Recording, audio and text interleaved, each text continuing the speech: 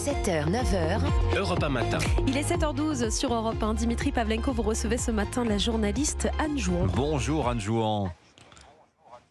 Bonjour. Bienvenue sur Europe 1 Anne, on vous entend régulièrement pour vos enquêtes, notamment publiées dans Paris Match. Et vous posez cette question cette semaine justement dans Paris Match. Est-ce qu'on peut sereinement sauver des vies quand on songe à mettre fin à la sienne, quand la vie au travail devient un enfer? Vous êtes allé enquêter, Anne, sur le service de neurochirurgie du CHU de Rennes, l'hôpital Pontchaillou, où les langues se délient depuis quelques mois, après des années, des décennies même d'omerta.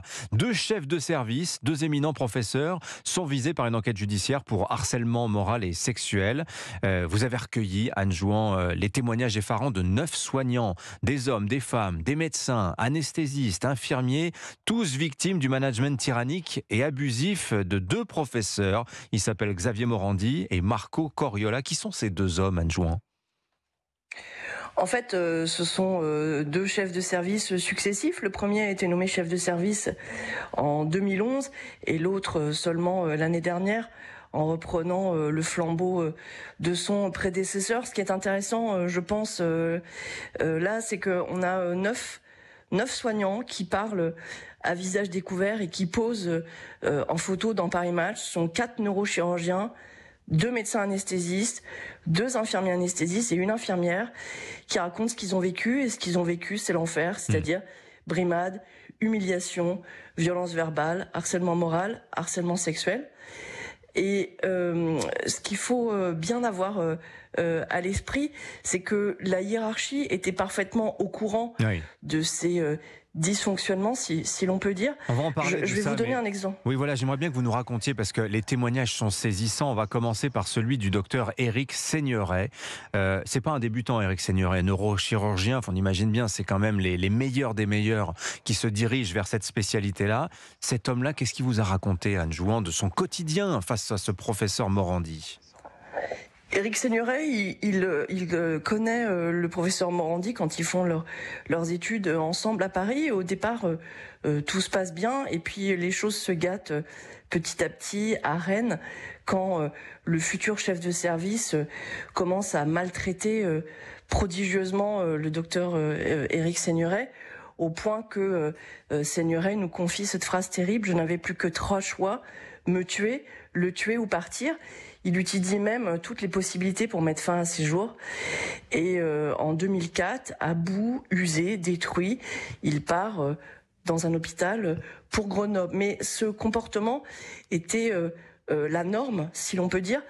Hier, l'un des neurochirurgiens qui a témoigné dans l'article m'a raconté qu'à la fin des années 90, dans le service de neurochirurgie, qui était alors situé au 4e étage du site de Pontchaillou, celui qui sera chef de service 15 ans plus tard retirait sa ceinture, baissait sa braguette et, s'adressant à sa secrétaire qui était surnommée Mademoiselle Jeanne en raison de sa ressemblance avec celle de Gaston Lagaffe, lui disait, je cite, « Vous avez déjà vu une grosse bite ?»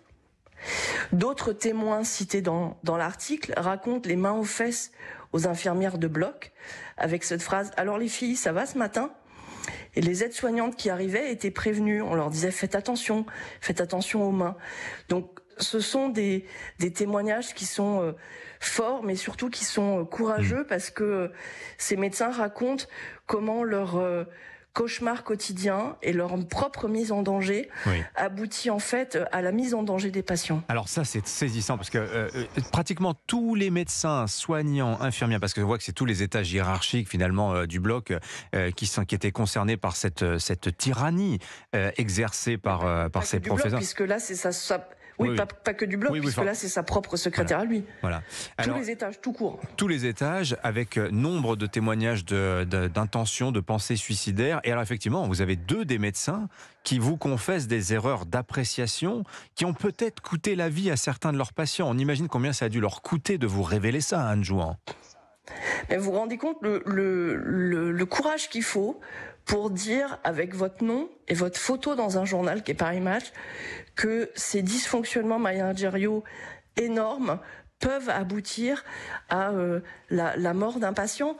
Mais je pense aussi à ces témoignages avec ce professeur d'anesthésie. Il est quand même professeur de service, le professeur Eric Vaudet, qui raconte que suite à une altercation il y a quelques mois, il arrive au bloc pour une opération concernant un très jeune enfant, et que juste avant, il vient de se faire invectiver violemment dans le couloir par le nouveau chef de service, et qu'il arrive face à cet enfant, et que pour l'anesthésier, il tremble.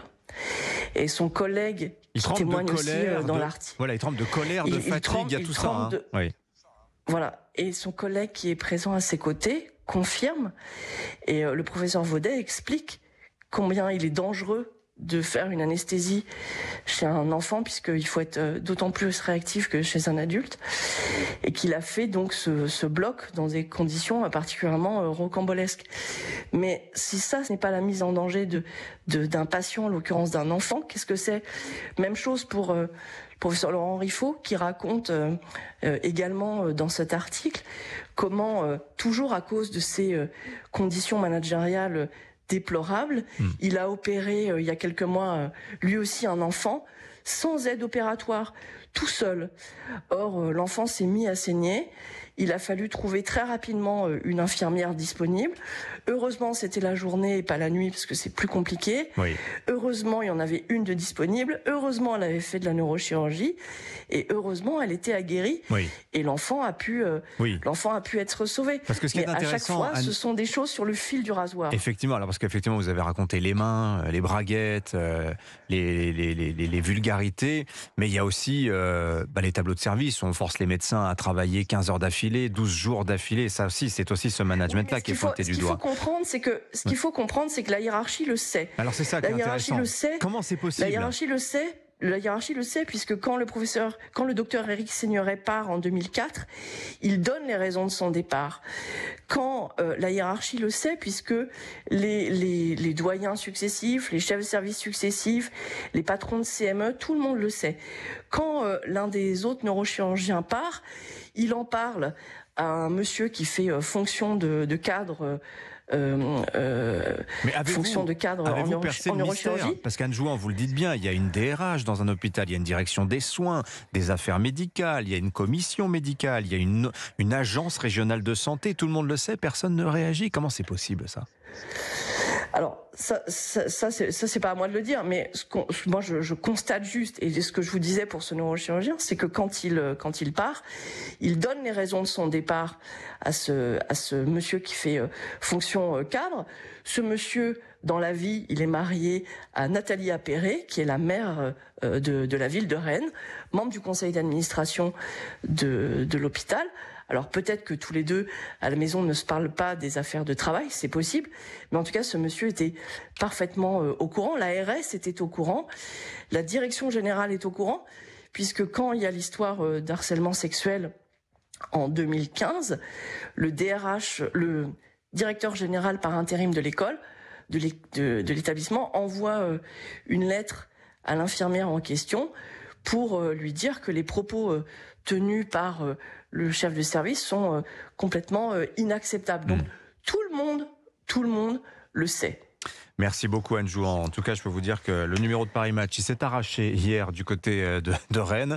Mais alors la question qui se pose, c'est à Rennes. Et oui, mais est-ce que ça un approvisionnement en Bretagne d'ailleurs. Voilà. Est-ce que ça se passe ailleurs dans d'autres hôpitaux? Ça, c'est la question qu'on se pose tous. Merci en tout cas. Ce qu'il faut, oui, non, on n'a plus de temps.